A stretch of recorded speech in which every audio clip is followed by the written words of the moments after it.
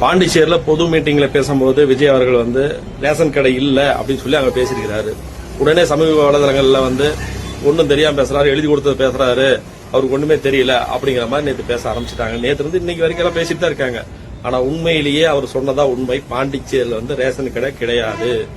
அதுல இங்க தமிழ்நாட்டில் கொடுக்கற மாதிரி ரேஷன் கடைக்கு வரக்கூடிய மானியத்தை தான் வந்து அந்த கவர்மெண்ட் வந்து பாண்டிச்சேரி கவர்மெண்ட் வந்து அங்க இருக்கிற மக்களுக்கு வந்து ரேஷன் கார்டுக்கு என்ன கொடுக்குமோ அந்த மானியத்தை அவங்களுடைய அக்கௌண்ட்ல 300 முதல் 600 வரை செலுத்தப்பட்டு கொண்டிருக்கிறது. இதுதான் உண்மை. இதைத்தான் விஜய் அவர்கள் நேற்று பேசியிருக்காரு. இப்ப ஒரு சில இடங்கள்ல இப்ப 2024க்கு பிற்பாடு ஒரு சில இடங்கள்ல வந்து ரேஷன் கடை திறந்து 1-2 திறக்கிறாங்களே ஒழிய வேற எல்லாம் ஒண்ணும் கிடையாது.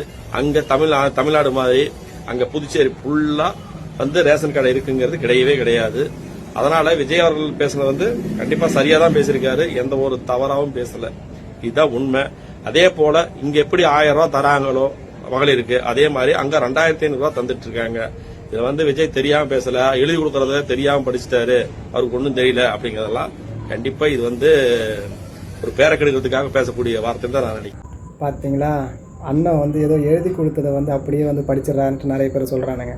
எல்லாமே வந்து டேட்டாவை வந்து கலெக்ட் பண்ணிட்டு தான் வந்து பேசுகிறாங்க. ஓகேங்களா, தகவல் அறியும் உரிமை திட்டம்னு ஒன்று இருக்குது. ஓகேங்களா, அதில் போய்ட்டு தகவல் எல்லாத்தையும் ஆராய்ஞ்சு சேகரித்து அதை வந்து தான் வந்து தளபதி வந்து சொல்கிறாரு.